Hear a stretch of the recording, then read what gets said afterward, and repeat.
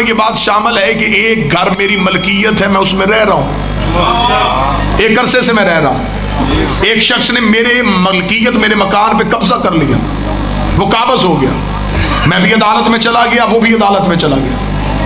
पाकिस्तान का कानून ये कहता है गवाह मालिक नहीं देगा, काबज देगा।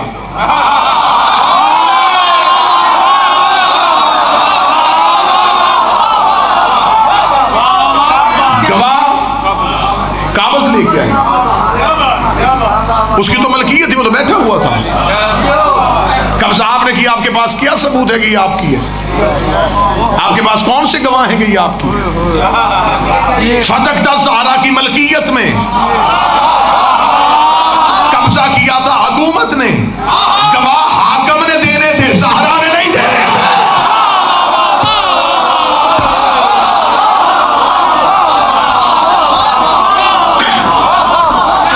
दूसरी कानूनी गलती साहिब ये है, मैं 2-3 गलतियां पढ़ के फिर उसके बाद मैं मौजू को मुतसिल कर दूं। दूसरी कानूनी गलती है कि अगर आप स्टेट के खिलाफ केस करते हैं तो ये नहीं हो सकता कि आप प्राइम मिनिस्टर के खिलाफ कोई एप्लीकेशन दें और उसे सुने भी प्राइम मिनिस्टर।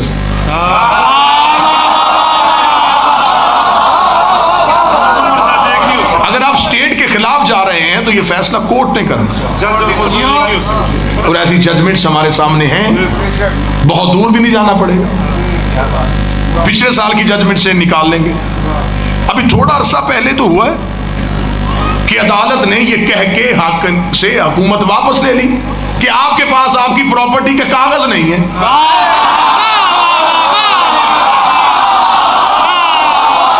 मेरा ख्याल अगर ये कौम इशारे समझने शुरू कर दे तो बहुत सी चीजें जिनकी वजाहत की जरूरत ही नहीं। लेकिन वो क्या कह के हुकूमत, पिछली हुकूमत क्यों खत्म हुई थी? और अगर जी आपके पास कोई प्रॉपर्टी है लंदन में, मलकियत लेके आओ, वो मलकियत साबित नहीं कर सके, उन्होंने तख्त से उतार दी। इसका मतलब जिस जागीर के हाकिम के पास कागज पूरे ना हो,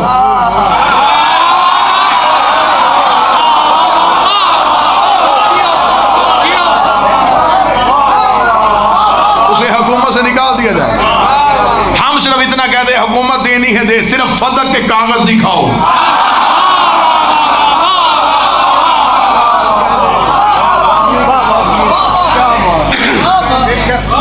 तीसरी कानूनी गलती, ये फैसला जाना था काजी के पास, सुनना काजी ने था। अदालतों में जाने वाले लोग बैठे तशरीफ मेरी तायद फरमाएंगे। तीसरी कानूनी गलती कि अगर आप किसी प्रॉपर्टी के खिलाफ जाते हैं, हुकूमत जाती है कि ये हुकूमत की प्रॉपर्टी थी, कुछ सिविल लोग जो हैं इन्होंने यहाँ पे कब्जा कर लिया, तो अदालत के फैसला करने, अदालत पहले फैसला करेगी फिर हुकूमत को कब्जा देगी। यानी फैसला पहले होता है, कब्जा बाद में होता है। यहां पाकिस्तान के कानून के मुताबिक फिर गलती हो गई, कब्जा पहले किया गया,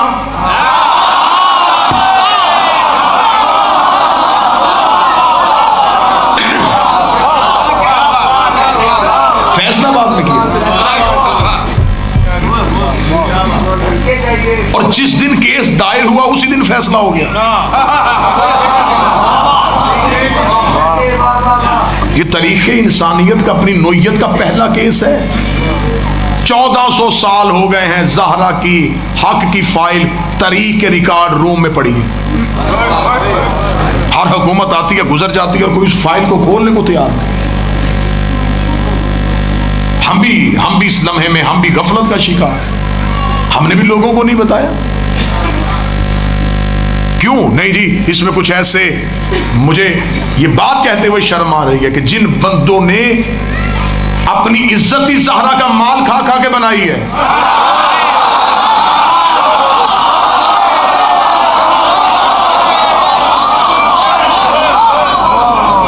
आज वो स्टेटमेंट्स दे रहे हैं।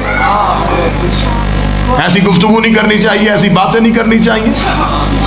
तो सबसे पहले अल्लाह से कहे कि तू शैतान पे लाना छोड़, खुदा से कहे कुरान में इब्राहिम की बात कर, नमरूद की ना कर। मेरे मालिक मूसा की कहानियां सुना, फिरौन की बातें हमें ना सुना। हर दौर में सच्चे की बात के साथ झूठे का तज़किरा इसलिए जरूरी है ताकि सच्चे की सच्चाइयों में इजाफा किया जा सके।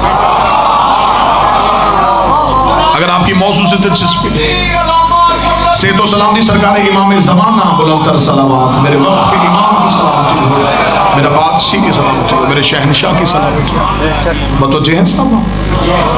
अब एक सवाल और है जो मेरी कौम के बच्चों को इन दिनों में परेशान कर रहा है। अक्सर इतने टेलीफोन जाते, इतने मैसेज आते कि जनाब इसका जवाब क्या है। तो मैं कोशिश कर रहा हूँ हर मेंबर से ये जवाब दूं। ये जवाब जितना हो सके उतना नशर करो। अगर फदक सैयदा का हक था तो अली ने अपने दौरे हुकूमत में क्यों नहीं दिया?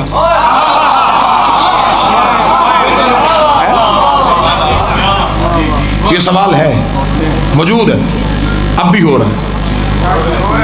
कसूर आपका नहीं, आपकी किताब तक रिसाई नहीं, मिंबर से ऐसे जवाब दिए नहीं गए। जवाब देने लगा हूं कि मौला अमीर अल मोमिनीन ने अपने दौरे हुकूमत में फदक वापस क्यों नहीं लिया। मैं जरूर इसमें अपने इतने अकली दलाइल देता कि यह भी हो सकता है, यह भी वजह मकूल है, यह भी मकूल है। लेकिन हमारे यहाँ कानून है कि अगर हमारे पास मासूम की हदीस आ जाए तो हम अपने अकली दलाइल को रोक देते, फिर तस्लीम करते, मान लेते कि फिर मासूम ने कहा है कि अब तस्लीम है, अब मासूम ने ये जो हदीस कह दी अब यही कुल गया तस्लीम है। हमारे जवाब देने और मासूम के जवाब में एक फर्क है। मैं जवाब दूंगा ना तो एक दूसरा सवाल पैदा हो सकता है कि ठीक है जी अगर ये नहीं तो फिर मेरा सवाल ये है कि फिर ये क्यों नहीं।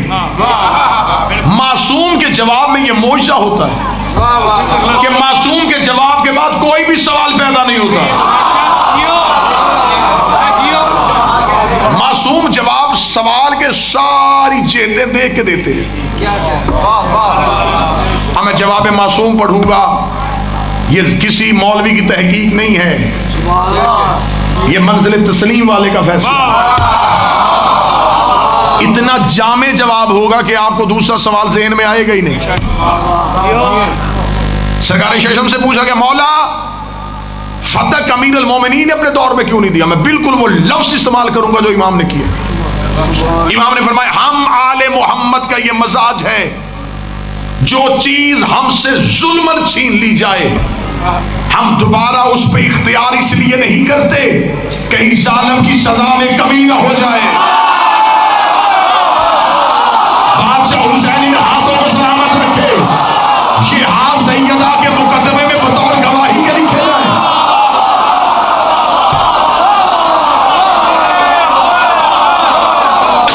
हम इसलिए उस पर दोबारा इख्तियार नहीं करते जालिम की सजा में कमी ना हो जाए। अली फदक वापस ले लेते, लानत तो रुक जाती।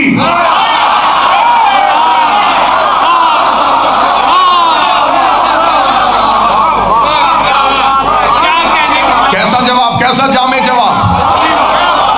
इसमें मैं एक वाकया कोट कर देता हूं। अगर कोई कहे कि ये जवाब तो आपकी शिया किताबों में है, इसका हमारी किताब से रेफरेंस देता हूं, मैं सुन्नी किताब से रेफरेंस देता हूं। रिसालत इमाम जब मक्का में रहते थे तो अपने अबाई घर जो जनाब अब्दुल मुतलब और अब्दुल्ला का था उसमें रहते थे। रिसालत इमाम ने मक्का छोड़ा, मदीने चले गए। अबू लहब ने नबी के खानदानी घर पे कब्जा कर लिया। नबी हिजरत करके मदीना से वापस फिर मक्का आए। जब फतेह मक्का में नबी पहुंचे, फतेह मक्का में नबी ने पहुंचे तो नबी से कहा या रसूल अल्लाह वो जो आपका आबाई घर था क्या उसका कब्जा वापस नहीं। नबी ने फरमाया नहीं, मैं अबू लहब पे लानत को रोकना नहीं चाहता।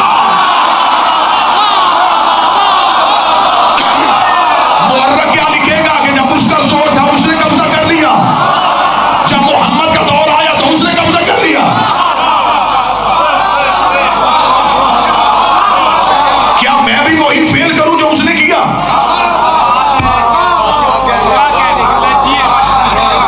रब्त बन गया वाक्य का। अब आओ एक तीसरा रब्त दूं आपको। एक बंदे ने मेरे चौथे इमाम से पूछा फर्जंदे रसूल कत्ले हुसैन का इंतकाम किसने लेना है? फरमाया हमारे आखिरी बेटे ने। उसका मौला आप इमाम नहीं, आप भी तो अली के बेटे हैं, आपकी रगों में भी तो अली का लहू है। या तो अल्लाह ने बदला लेना ही ना होता, अगर बदला लेना ही इमाम ने है तो फिर अल्लाह ने ये इंतखाब आपका क्यों नहीं किया? जबकि आप तो चशमदीद के बाद थे और आप थे भी हुसैन के बाद बेटे, आप थे भी अली।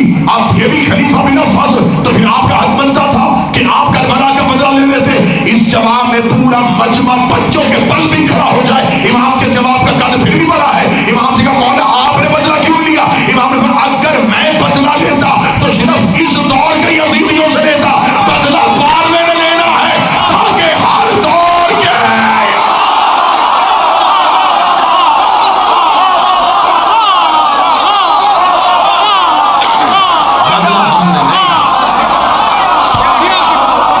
मौला हुसैन इज्जत अता फरमाए, अगर मैं इंतकाम लेता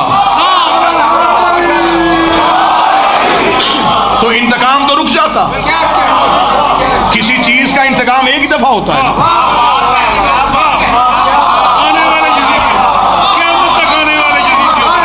क़यामत तक के यजीदियों को पता चला।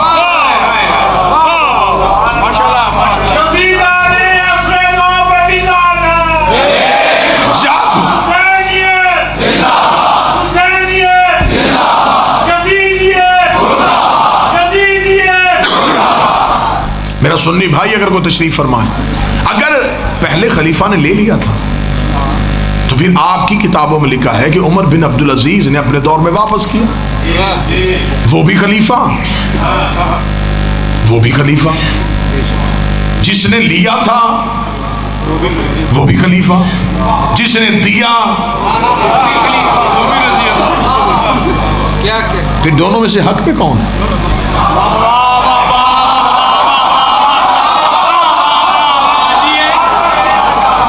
फदक की हिस्ट्री खोलो, फदक का पसे मंजर जाओ। 7 हिजरी में यह जगीर नबी को मिली, 11 हिजरी तक नबी के पास रही। अगर इसमें उम्मत का हक था तो 4 साल नबी ने क्यों नहीं दिया?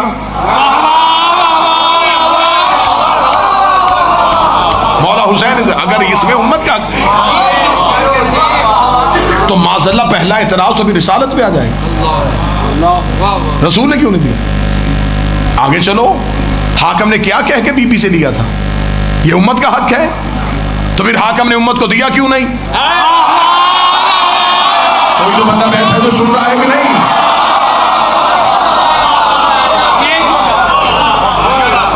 किताबों के हवाले नहीं, अकली दलाइल ही तुम्हें जख्मी कर देंगे।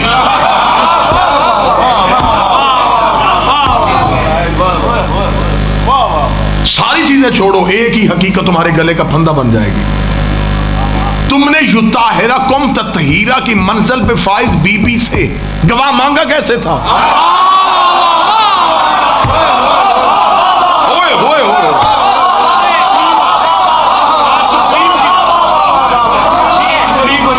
जिसे अल्लाह ने मसनदे तहारत पे फाइज किया है,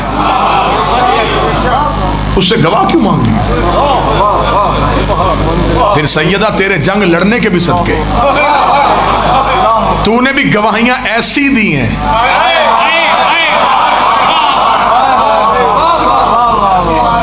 तेरी गवाहियों के इंतखाब के मेरी मुअज़्ज़मा सदके। तेरे पास अबू जर जैसा सच्चा गवाह था, तेरे पास मिन्ना अहले बैत के ओहदे पे फाइज सहाबी भी था, लेकिन तूने इनका इंतखाब नहीं किया, तूने अली का इंतखाब किया। हुकूमत ने अली की गवाही को कबूल नहीं किया। बीबी ने कहा वापस कर दो मेरी गवाही। चल, तारीख में लिखा तो गया है ना कि तुमने अली की गवाही को नहीं माना।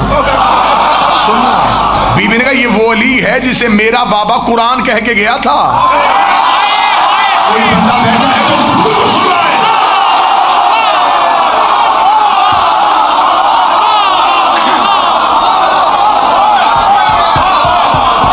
तुमने कुरान वापस कर दिया।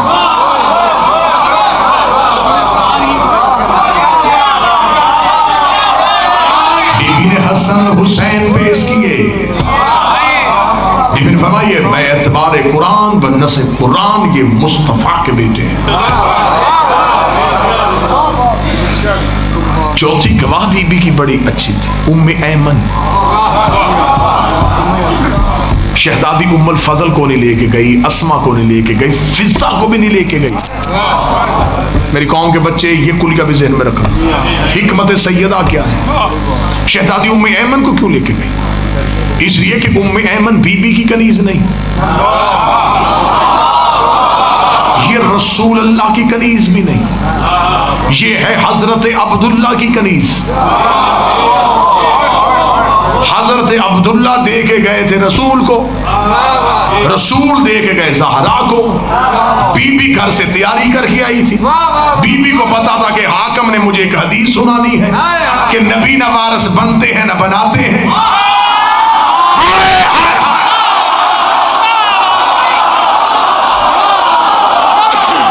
बीबी ने उम्मे ऐमन को खड़ा कर दिया।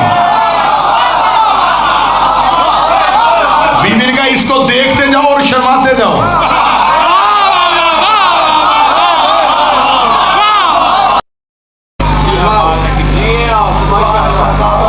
एक लम्हे के लिए परेशान ना होना, सारी जिंदगी सैयदा के तरफदारों में रहना। रोक रोक के लोगों को बाजू पकड़ पकड़ के हिला हिला के कहा करो कि बतूल सच्ची है। जब से तुमने ज़हरा का मुकदमा लड़ना छोड़ दिया है, लोगों ने शिया होना छोड़ दिया। किसी नए शिया बंदे के सर पे कुरान रख के पूछ, अली की तलवार की वजह से शिया हुआ? हसन का दस्तरखान दे के शिया हुआ?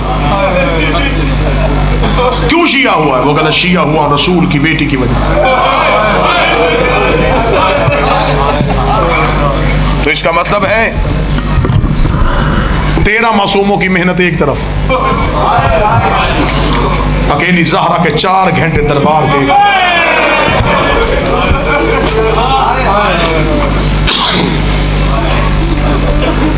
अहले सुन्नत हमारे भाई हैं, उन तक बातें पहुंची नहीं, उन तक पहुंचाओ। ये ज़माने की करवटें, ये हालात के बदलना, ये इशारा है कि कोई आ रहा है।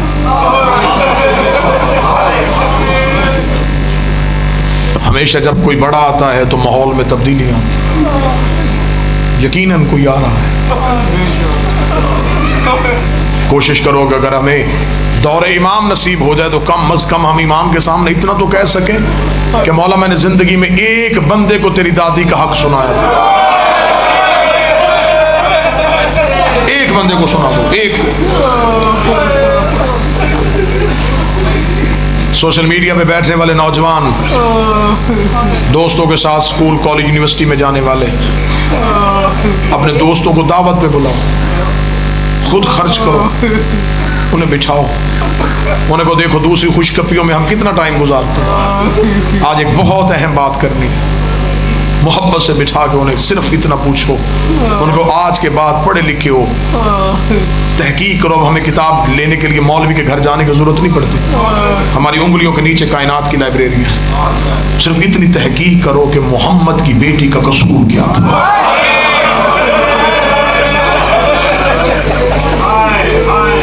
बाबे के बाद थोड़े दिन जिंदा क्यों रही? तबई मौत तो नहीं गई, बीमार तो नहीं थी हुसैन की। उन 10 में से एक तुमसे फिर अलहदा जाके पूछेगा उस दिन तूने बात की थी, मैं बड़ा परेशान रहा हूं, मैंने दोस्तों में पूछा नहीं, अब अकेले बैठे हैं, तू बता क्या हुआ था बीबी को। उसका हाथ पकड़ना, वजू करना, वजू करके उसके सामने कुरान रखना, कुरान पे हाथ रख के कहना कत्ल हुई थी तुम्हारे नबी की।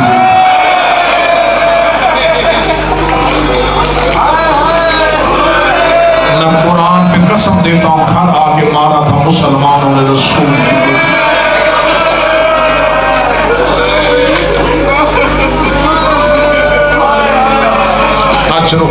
आज रो जिसका हाय ज़हरा, जिसकी माँ ने इस्लाम को सारी दौलत दे दी,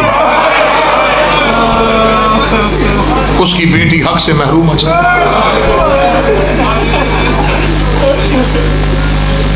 शरीयत मोहम्मद में, कानून कुदरत में बेटी बाप की विरासत में हकदार होती है।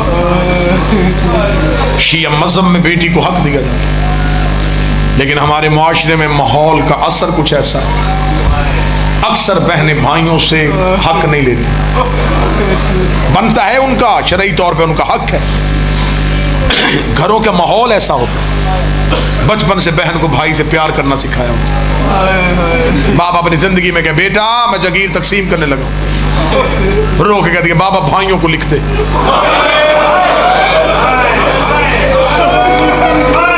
बेटा तू रो कहती बाबा सूखी रूखी जो मिलेगी खा लूंगी, बस भाइयों को एक वसीयत करना मेरा पेट का दरवाजा बंद ना करना। ऐसा ना हो मुझे बाद में कहे इसने तो अपना हक ले लिया था, बाबा मैं तेरे घर में आ सकूं, बाबा मुझे तेरे घर से बड़ा प्यार है। मैंने अपनी आंखों से मंजर देखे हैं, बहनें अदालतों में प्रॉपर्टी के कागजात पे दस्तखत करने के बाद बाबा जी भाई के हाथ पे कागज देती, देखा थे लिख दी है मैंने जागीर तेरे नाम, अल्लाह तेरे नसीब करे, बस एक एहसान कर देना मेरा कफन जरूर ले आना।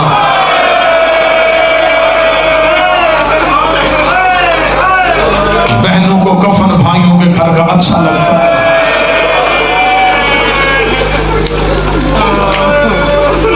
ये जो बातें मैंने की हैं ये मेरी जाती बातें थी, आप इसकी तायीद करते। बहनें भाइयों को हक देती है कि नहीं देती? सर पे कुरान रख के बताओ आज हमारी बहनें भाइयों को हक दे देती हैं। चली जो गई थी दरबार में, एक बार हाकम कह देता बीबी हमें चाहिए। करीमा माँ की बेटी थी, सखी बाप की बेटी थी, दूसरा लफ्ज न कहती, दरबार में वही के वही दे के आ जाती। हम 1400 साल से गलियों में रोज लिए रहे हैं, ज़हरा से मांगा नहीं गया बल्कि कहा गया फातिमा तू झूठ बोल रही है। 3 बार गिरी है दरबार में मोहम्मद की बेटी, रो के कहती चाचा सलमान इनसे कहे मुझे बेटों के सामने झूठा ना कहे।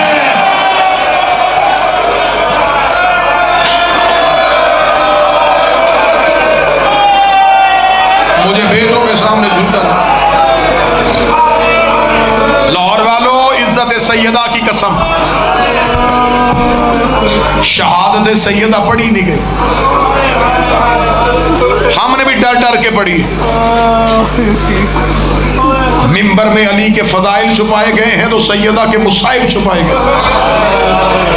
खौफ की वजह से बंदों ने 2-4 जुमले सैयदा की शहादत के पढ़े, दुख पढ़े ही नहीं सैयदा की। ये नहीं कि किताबों में लिखे नहीं, लिखे हैं पढ़े नहीं गए, और जो लिखे हैं वो भी पूरे दर्द नहीं है, थोड़े से। ये तो किसी को भी नहीं पता कितनी जख्मी थी। सैयदा का नाम लेके बीबी को याद करके सैयदा की दहलीज की नौकरी की है, जितनी छोटी सी जाकरी है बीबी से मांगी हुई है। सैयदा पे तवक्कुल करते हुए मैं पहला दर्द पढ़ देता हूँ, लाहौर बर्दाश्त करेगा तो अगला दर्द सुना दूंगा वरना यहीं पे सलाम कर दूंगा। सिर्फ तुम्हें सारी जिंदगी मिंबर से जाकर खुतबा ने यही सुनाया है कि बीबी दरबार से घर गई है तो सर के बाल सफेद थे कमर झुक गई थी, सर के बाल सफेद थे कमर झुक गई थी, सर के बाल सफेद थे कमर झुक गई थी। कोई सैयद बैठा है मुझे उम्मती समझ के माफ कर दे, मुझे ज़हरा के हक की कसम है मैं गलत पढ़ूं, गाजी मुझे माफ न करे। बीबी दरबार से घर वापस गई है, बीबी का दायां हाथ रुखसार पे था, मोहम्मद की बेटी का एक हाथ चेहरे पे था। बीबी अपने हुजरे में गई है, शाम की मलका माँ के पीछे दौड़ी, रो के जाके कहती है अम्मा तुझे दरबार में किसी ने मारा भी है? रो के कहती आहिस्ता बोल मेरा हुसैन मर जाएगा।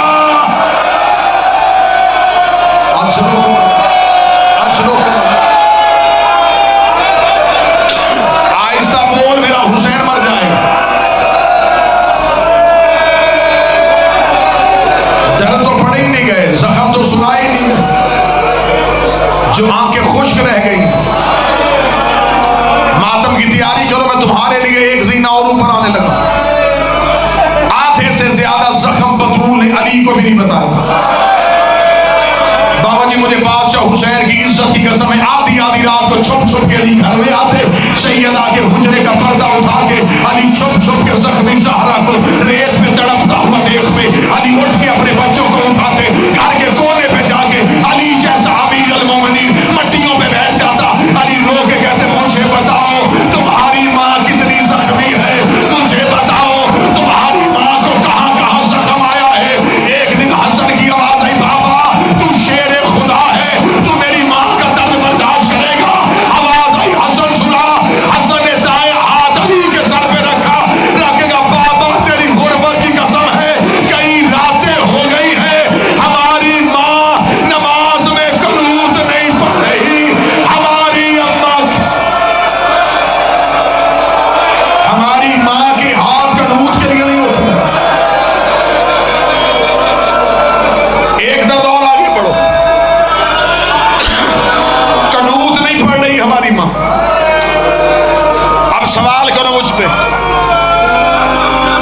तू जो जाकिर सैयदा है बता कनूत क्यों नहीं पढ़ती थी?